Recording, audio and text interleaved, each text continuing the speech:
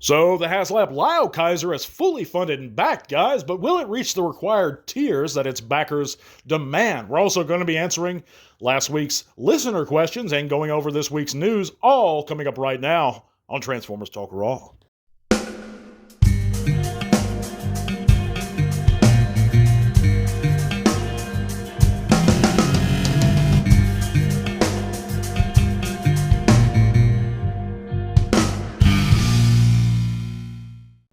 That's right, friends and botheads. Welcome back to another TTRP. That's a Transformers Talk Raw podcast on YouTube or Spotify. I'd like to thank you guys for coming in and listening this week, making Transformers Talk Raw part of your weekly routine.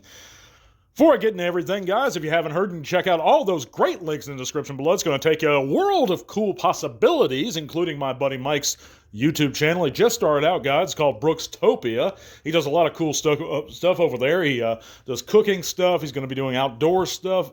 Really sweet interviews. Go check his channel out, guys, if you haven't already. Also, check out our friend Candice and Primal Parodies down there, my buddy Jed Smith's music. And help support the podcast via Patreon if you'd like. And every dollar you spend over there, you put towards the show, guys, goes right towards our giveaways. And we're going to have a new one next week. You can also check out our Facebook group. All those great links and more are down below, guys. But let's get right into it.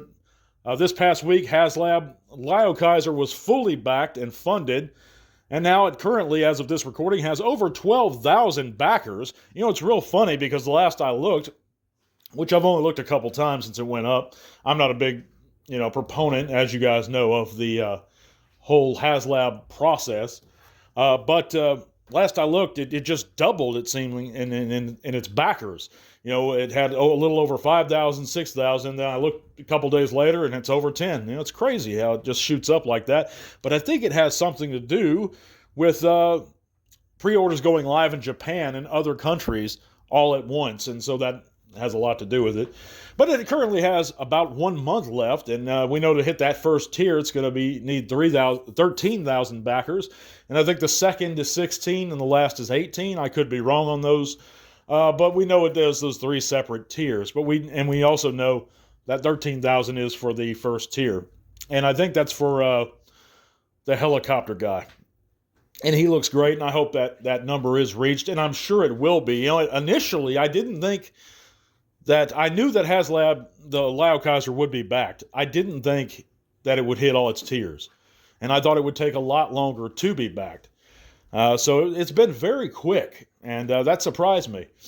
And so now, initially, like I said, I didn't think all the tiers were going to be hit initially, but now I do think they will be hit. And for the guys that are excited for this figure, I'm real happy for you. And I hope it's a great figure. That whole ordering process with Haslab, all the things that could happen, often do happen. I just don't want to risk it, and I think it's a bit too much money for what they're giving you. And that's my opinion, guys. And of course, like I said, it's a great-looking figure, and if you're excited for it, I hope you get it in hand soon, and it's wonderful. But yeah, that's pretty much it, guys, as far as I don't have a whole lot to talk about this week. I just wanted to chat with you a little while, kick back, and relax. We're going to be going over a big segment, and that's the listener question. Thank you very much. For listener questions. Thank you. And the big reason why I'm cutting it a bit short as far as talking about the Haslab Liokaiser is because I've talked about it and my feelings about it so much in the past couple weeks. And plus, we're going to need a lot of time to go over these listener questions. Normally, we have a poll that I ask all folks to participate in. We ask an interesting question, but I thought this was something kind of new. I've done it once before, but we'll see how this goes. And I appreciate everyone who asked the questions last week for their participation. First off, Vox Lignus Studios asked, should they adapt the Skybound comics into a TV show or movie? Well, first of all, I've only read the first 4 issues of Skybound, and from what I've read, it's fantastic. I love it. I like the art. I don't love the art, but I like the art. I love the way they're writing things so far. I need to catch up on the rest of the series, but I haven't yet. I plan on it. As far as if they should adapt it into a TV show or movie, to me, Skybound seems to be doing a slick version of because you only have so much space for a comic book, right? There's only so many things you can tell in a one issue thing. That's why they have so many overarching stories. So I think they're basically doing what's been done. They're just cutting it down and making it a bit edgier so far from what I've read. It seems very similar to the G1 Origins overall. Yes, some events are different. Some folks look different. But the spirit is very much the same is what I'm getting at, guys. So I think that, yes, absolutely, they should if they want to. But we know what's going on. We're familiar with, even though the events are a bit different, it's very similar to me. So I think it brings honor to the G1 stuff. I don't count Skybound as being too far apart from what's already been done. So I'd like them to do something, and we're going to touch on this a bit more with another question, something different and refresh things a bit. But moving on, and I thank you for that question, by the way. Professor Meme asks, I have two questions. One, what is your favorite of the Japanese Transformers G1 shows? Well, my answer to that would be Victory, even though I shy away from, and they're fantastic animation. I'm not a huge fan of the writing over there as far as the G1 stuff goes. And I wasn't a fan when they cut out the events of Rebirth, which is essentially the fourth season of the U.S. Sunbow continuity. I don't like not incorporating that. Those events did happen, and that's what I grew up with. So as soon as they did that and omitted those episodes, it kind of alienated me a bit from the Japanese stuff. Now, have I tried to watch Headmasters and all that? Yeah, I really couldn't get into it, guys, to be honest with you. I know they're beloved by many fans. I respect them for what they are. But if I had to choose one, it'd be Victory, and that's simply for stylistic reasons. I do like the idea of some of those characters. I do like those figures. But as far as the lore goes and the stories go, I'm not a huge fan, to be honest with you. But what would I want? Would I want a G2 animated series? And if so, how would I make it? What I would do at this point, if you're going to say G2, is simply meaning not so much the toy line, because there actually was a G2 animated series, kind of. There was very early poor bits of CG tossed as bumpers when they re-aired some of the old G1 Sunbow episodes when G2 was out. Now, a lot of folks don't even count that as its own series, and I can certainly see why. But I would just make a continuation of the U.S. Sunbow series and the events, including Rebirth, that occurred after the Rebirth. And I think that would be very neat to see what happens with Galvatron, with Lord Zarek immediately after. And I don't think that was fully... And I know the Japanese series kind of did so, but I'm not a big fan of how they write characters and how they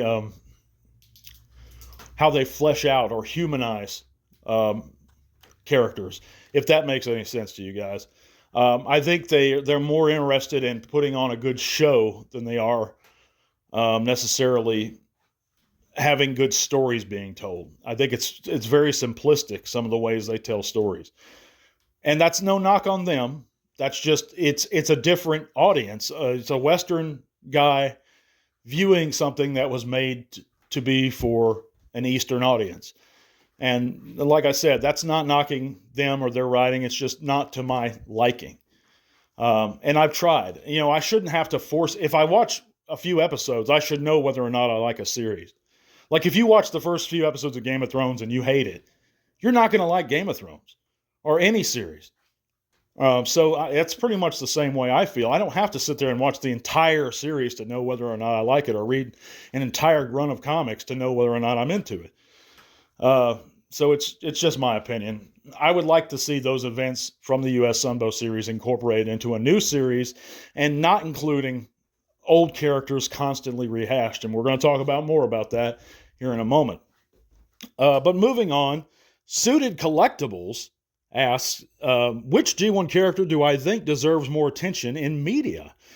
That's a really good question. And I think there's a few of them. I think that the Pretenders overall deserved more attention in Transformers media. I know that the Marvel Comics did somewhat. I would love to see like Iguanus, that character specifically, who's in love with his outer shell, given a much more detailed look. I would love to see guys like Quinjet quick switch. And I know some of these were in IDW and stuff, but never a huge fan of IDW. Let's not get into that. But I've talked about it at length in the past. You can go look. But yeah, I think some of the G1 pretenders, if I had to choose, specifically like Iguanas, and he holds a special place in my heart because I had him when I was a kid. But anyhow, Yeet King 12222 asks, do I think G1 characters hurt future projects? Like how toy lines may have been too G1, or how it's hard to introduce new characters without bringing back characters like Optimus, Starscream, Bumblebee, etc. for every show. Absolutely. I do think it does. G1 characters hurt future projects. Those characters are beloved, and I can see why they revisit them often. But every other time, or every now and then, like they did in like Beast Wars, introduce a whole new cast. We don't need Megatron and Optimus there every single time. They're always going to be beloved. But show some creativity, show some imagination. We want new crews of Autobots and Decepticons, new leaders.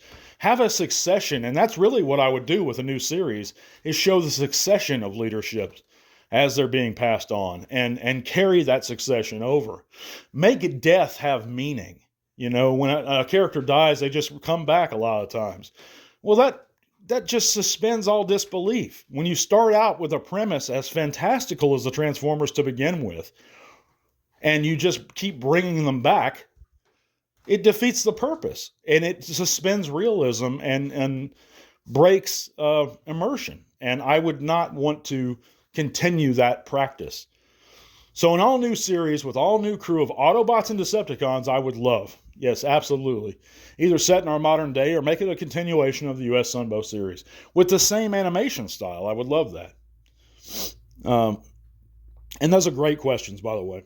CRZ Ninja Man asks, if I could have any character in any size class get a figure, either mainline or studio series, who would it be? If it would only be one, I would say the Quintesson Prosecutor. And I do not count that little exclusive PVC figure in that box set. I would love a deluxe or even a core class Prosecutor. That would be a dream of mine come true. Or perhaps mainline pretenders that were actual pretenders and in the same scale as each other. You know, why Skullgrin was larger than both Bombburst and Iguanas for Legacy makes no sense to me. It made absolutely no sense. And the fact they're not pretenders, but they have the visage of their outer shells, made no sense to me. And I've ranted about that, guys, so I don't know. But the last question this week is going to be, no, I have a couple more. Grimlock5990 asks, do I read the comics at all? I used to, Grimlock. I used to read the Marvel books quite a bit. And I read a good bit of Dreamwave and a little bit of IDW and the first few issues of Skybound. So I do read them. It's not often. It's not as often as I would like. So it's just a matter of time and energy. But I definitely do read the comics. I do enjoy them, and yeah. But Scourge's Optimus Prime asks, how do I feel about the Siege Optimus Prime figure? I think it's a great figure. It's the best we're going to get for a Cybertronian version of Optimus Prime in our modern day. At least it is so far. So I think it's a great figure. And all these questions are fantastic, guys. And I sure appreciate everyone contributing and asking those questions this week. We're going to move on to this week's news. And of course, we know that the New Jersey Comic Con takes place this weekend. That is the 22nd and the 23rd in Cherry Hill, New Jersey. So anybody out there on the East Coast, guys, yeah, hope you have fun over there if you're planning on attending New Jersey Comic Con. Speaking of conventions, we know that Michael Chain is to attend TFCon LA, and that's the March 7th through the 9th of this year. And of course, he's the voice of G1 Hoist, Raoul, Skids, and many more in the original Sunbow series. So if you're out there on the West Coast and you plan on attending TFCon LA, let Mr. Chain know that T-Talk Raw says hi. We also have new images of the Transformers Blockies Galaxy version Wave 2, which includes Starscream, Bumblebee, Wheeljack, Hook, and a bunch more. And these things look really good, guys. I saw them at my local Walmart. I considered purchasing some of the first wave. I didn't. But let me know in the comments, what do you think of blockies or blokies, however you pronounce them? But yeah, that's going to be it for this week, guys. I'm sorry there's a bit of a shorter oddball segment. I'm a little bit beat from work, but we're going to be back on track next week with an all-new segment. Thank you for making Transformers Talk Raw part of your day. God bless you guys, and to all are one. This podcast is made possible thanks to the support of listeners like you. Thank you.